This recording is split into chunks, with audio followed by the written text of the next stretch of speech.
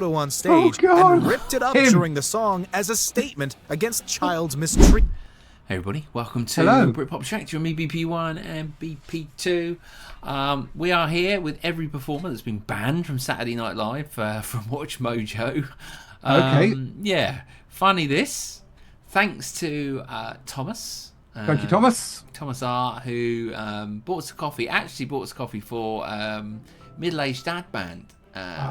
Yeah, but we'd already done it. So we said to Thomas, would you like us to do something else? And he's picked this one for us. So, yeah, every performer banned from Saturday Night Live. I mean, how banned is this? Are they actually banned or banned? Or banned? Hopefully Watch Mojo may inform us as to why they got banned. Again, we're still been catching up with SNL. He sent us a couple of interesting videos to bring us up to speed. 50 Years of Music was the last one that we've done, wasn't it? So, okay, let's see who this is and what's going on and why they got banned. Let's do it. Biggest jerk who's ever been on the show. No, that would be Steven Seagal. Welcome to Watch Mojo. Steven Seagal, and today we're looking at every performer banned from Saturday Night Live. It's crazy, though. I got to talk about some things. The daggone censors are following me everywhere around. For this list, we'll be looking at the most notable hosts, cast members, guests, and musicians who were, at one point or another, thought to be barred from the sketch comedy series, either temporarily or permanently. Would you lift the SNL ban on any of these celebrities? If so, let us know who in the comments. Okay.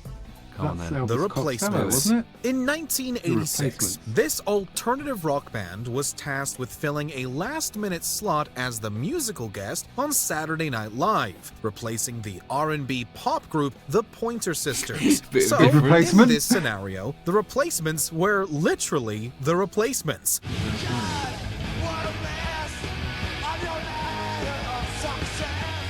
While they had allegedly performed well in their dress rehearsal, a few too many drinks before the taping made all the difference. When it was time to go live, the band played off key and yelled out swear words. Oh no! We're not getting invited back. Their poor behavior and showmanship meant that they'd never see the 30 Rock soundstage as a band ever again. I was gonna say, Louise Lasser. Trouble, isn't it? You never forget your first difficult co-star. On season 1 of Saturday Night Live, Louise Lasser of Mary Hartman apparently made history as the first person to be banned from the show. It says, my good friend, Jack Nicholson, when it should be my new friend, and it's not Jack Nicholson. I don't know Jack Nicholson. She claims this isn't true, but the rumor still persists. During her opening monologue, she was hard to understand and had an in-character nervous breakdown that seemed a little out of character. Louise, we're on the air.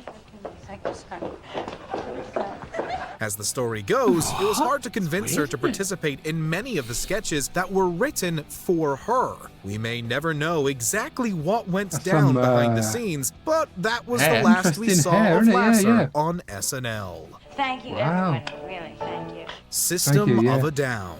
Who would have thought that politically charged heavy metal and network television don't mix? Well, executive producer Lorne Michaels decided to give the band System of a Down a chance regardless, with some restrictions. They were given the green light to perform their song BYOB, even with its strong messaging. The band was asked not to curse during their set, but they refused to censor themselves. While the production team was able to bleep out the expected profanities, the band's guitarist, Darren Malakian, decided to throw in one last F-bomb. Needless to say, there was no coming back from that. Cypress Hill. Now, this is how you go down in a blaze of glory. Typically, a band being asked to perform on Saturday Night Live would be revered as a major opportunity to gain recognition from the show's massive audience. What you looking at? Don't you know I'm loco? Instead of keeping their act prim and proper to please the network executives, hip-hop trio Cypress Hill did the one thing they were asked not to do. Smoke. No, we don't mean off in the green room. The band's DJ mugs lit up right on stage during their set. But even though they're unlikely to ever return to SNL, their performance certainly went down in history. We ain't going out like that. We ain't going out like that. Shane Yes. Gillis. I mean, This but comedian didn't okay. even need to step foot on the stage before being asked to leave it. Leading to the show's 45th Really? season, the cast was set to grow by 3, adding Bowen Yang, Chloe Feynman, and Shane Gillis as featured players. However, Gillis was quickly fired after racist and homophobic remarks were uncovered from his podcast. Reaction was immediate and unfavorable. Lorne Michaels' rep stated that the team wasn't aware of these comments at the time of his hiring and that they should have investigated the clips sooner. It's safe to say that Gillis won't be asked to visit Studio 8H anytime soon. Milton Berle. Move over, Berle. You're hogging the spotlight. On season 4 of Saturday Night Live, Milton Berle was invited to host the show, despite Lorne Michaels' hesitation. Coming from a background in vaudeville performance and having once been the host of his own series, it was understood that Berle would have his way of doing things. It's a good audience. I'm really thrilled. But when it came to be showtime, he doubled down on his difficult nature and completely disobeyed any instructions given to him. All of the little bits and gags that he threw into the show were unscripted. Let me just put this here. No. That chair's reserved for the show. Okay. Giving the rest of the cast a hard time anticipating his next move. You gotta believe me, there's nothing more thrilling than coming out and doing just one performance in front of a live, electric, in-person audience and to do a show live. Robert Blake. One important rule for hosting Saturday Night Live: don't disrespect the writers. Well, I'm doing all right. You know, for a guy who's got to work in Hollywood, I'm doing all right. Yeah. During a rehearsal of his episode, Blake was given a script for one of the sketches he would be featured in so he could give it a read. After looking it over, he reportedly threw it right into writer and actor Gary Kroger's face and called him a few names while he was at it. Even still, he went through with appearing on his episode. I've been gone for a long time. I hope I stay around for a while. But nobody wants to work with anyone with such a temper, and Blake's antics are said to have gotten him banned from the show. Charles Grodin. This star's episode of SNL gave the audience a peek behind the curtain, and it wasn't so pretty. This Chuck Grodin guy is really making me nervous. I mean, he's barely here all week, and he missed dress rehearsal. That's inexcusable. Dress rehearsal. Charles Grodin's hosting gig was quite unusual, as the cast calls him out in the opening scene for missing his dress rehearsals, and they admit that he doesn't really fit in. Studio audience? I didn't know there was an audience. Well, maybe if you'd been to dress rehearsal, you'd know that there was an audience out there. The rest of the episode is similarly odd, with Grodin interjecting in sketches and performances seemingly out of character. I could be cut? Yeah. I'm the host. Yeah. I thought it was going fairly well. He even joins the musical guest, Paul Simon, dressed as Art Garfunkel. While many were convinced that this was a genuine performance by Grodin, it was later shared that these behaviors were apparently encouraged as part of his comedic persona. He even said he declined an invitation to come back. Regardless, Grodin never returned to SNL. That is Garfunkel behind him, Elvis isn't it? Costello. It looked like him. Always stick to the script Elvis. or the set list. Elvis Costello, a singer and songwriter known for making statements through his music, was a last-minute slot filler after rock band the Sex Pistols dropped out, and he kept the SNL crew on their toes. After starting to perform the scheduled song Less Than Zero, he promptly stopped his band and instructed them to start playing Radio instead. I'm sorry, ladies and gentlemen, there's no reason to do this song here. Radio. He felt he needed to rebel against his record label's wishes and temporarily got himself in trouble with Saturday Night Live in the process. All's well that ends well, though, as he later returned to Studio 8H. How funny. Wanted to play a different song. Frank Zappa. Not everyone is cut out for the hosting gig. Frank Zappa wasn't a total newbie at Saturday Night Live, as he had been a musical guest back in season 2 of the show. But when he returned a couple of seasons later to both host and perform, he just couldn't deliver. It's an awesome responsibility being selected out of millions of people to become the banner of NBC's new look. God, I hope I'm good.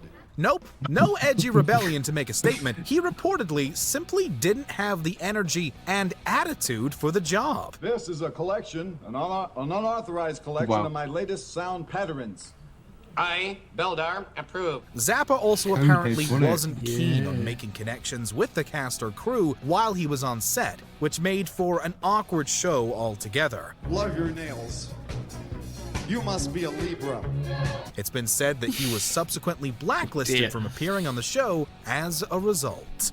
Fear. Have no fear. Oh, no. Actually, maybe have a little bit of fear. California punk rock group Fear was brought onto Saturday Night Live to perform on their Halloween special episode. South Street, Philadelphia. I'm from Avenue C. As a true hardcore punk group, live network television standards weren't exactly up their alley. But former cast member John Belushi was a fan and vouched for them to be on an episode. This ended up being a horrible decision, as the group notably started a violent, angry mosh pit during their set.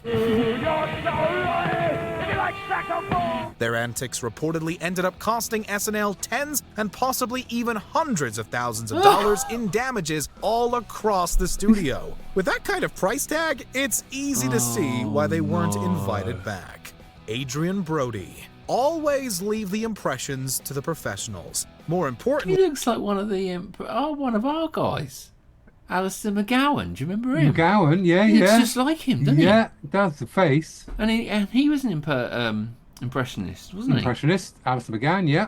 Adrien Brody. Leave them to the culturally appropriate professionals. I'm so excited to be here tonight, you know? Yeah. Wow, you're hot. Actor Adrien Brody made the age-old mistake that we've seen several of the hosts on this list make, seemingly going off script. Guys, please. I only get one chance here. With the musical act of the episode being reggae artist Sean Paul, Brody thought it would be funny to introduce him with a Jamaican accent while wearing fake locks in his hair. Obviously, he thought wrong. It wasn't funny at all. It was offensive and uncalled for, and he reportedly earned himself an SNL ban, though he claims to know nothing about that. Martin Lawrence.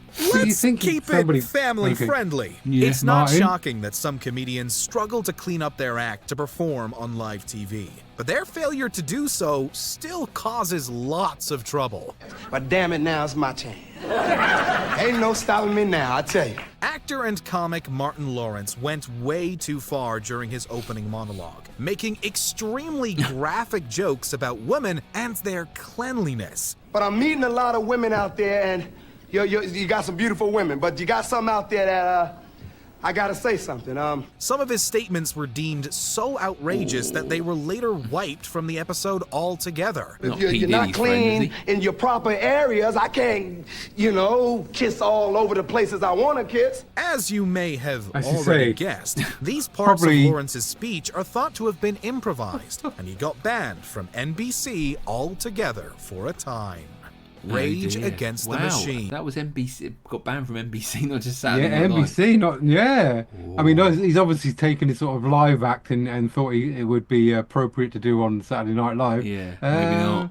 He's still out there, though, isn't he? I mean, I think I watched Bad Boys, what was it, 25 the other day or something? Something like that. Yeah. Get into that point. Still going. Yeah. Rage Against the Machine. These guys were set on sticking it to the man, even if it cost them future SNL gigs. Rock band's Rage Against the Machine is yet another group that famously puts out politically charged music. So when the Saturday Night Live producers stacked them next to politician Steve Forbes for their episode, they were determined to take a stand. Prior to their set, they hung the American flag upside down from their amps. Crew members came out and ripped them down almost instantly, and the band was reportedly asked to leave the studio once they were finished performing.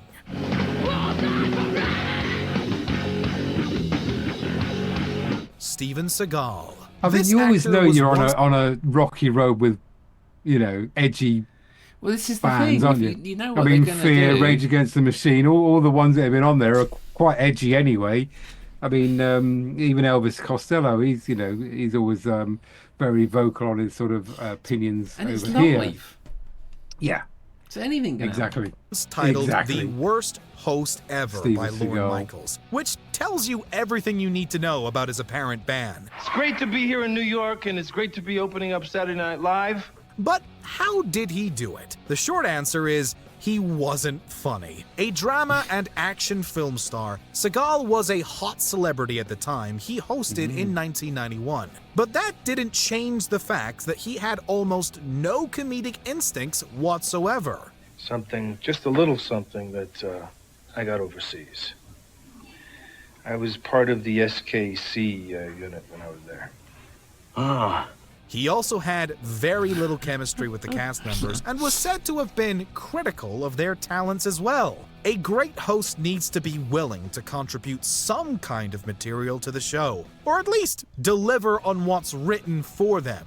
And perhaps the most interesting, a picture of you listening to the President of the United States on speakerphone as he reveals his part in the conspiracy.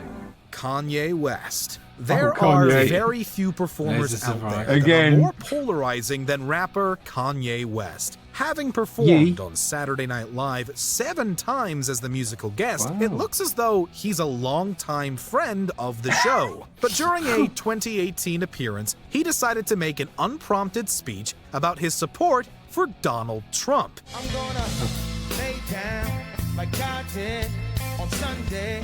Hey, hey, hey. This ruffled many feathers, but ultimately isn't the reason why he hasn't been back. The artist has since made a slew of aggressive comments towards Pete Davidson, aka his ex Kim Kardashian's then boyfriend. Though the claims weren't fully verified, there were rumors that this prompted a ban. Davidson has since left the SNL cast, but no word on whether West will ever be back. I made this. Make Kanye 2006 again. Andy Kaufman. This one may have been a bit uncalled for. Comedy legend Andy Kaufman was known for his odd sense of humor and out-there performances. Some folks just weren't fans of his work. He's like from Harry Potter. What's his name? Oh my God! Why can't I think of it? Not Harry. His name's not Neil. Oh God! You're all shouting at the screen, aren't you? I'm not. He's got a funny I've name. no idea. Longbottom. Neville Longbottom. Neville Longbottom. He looks like Neville Longbottom from Harry Potter. You want to see me dance? Oh, I know His this bits guy. were always unique to him and his comedic sensibilities, but unfortunately, the reviews weren't always kind. This led to Saturday Night Live launching an on-air campaign. Should Andy stay, or should he go? We're going to let you folks at home be the ones to decide whether Andy will ever be seen on this show again. To the shock and dismay of many, the people chose to vote him off the show. And so, he never returned to perform on the series again. Oh, man. Sinead O'Connor. What have we learned about being a good SNL guest so far? Be nice to the cast and crew, read from the script, and no politics. O'Connor came onto the show to perform her own version of Bob Marley's song, War. I've got to say war. But she made it clear who the target of her performance was: the Catholic Church and Pope John Paul II. She brought the Pope's photo on stage and ripped it up during the song as a statement against child mistreatment. Fight the real enemy. This was obviously not a move approved by the Saturday Night Live team, who I bet they were well happy about flabbergasted. that. Her appearance wasn't well received, and it marks the end of her time at Studio 8H. Still, there's no denying she sent a message. Before we continue, be sure to subscribe to our channel and Fair ring the play. bell to get notified. Yeah.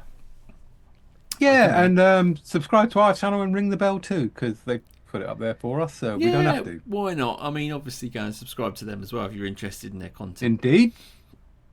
Sorry, I had a little. Little moment. Little moment. That wasn't in the script. Oh. Okay, Lee.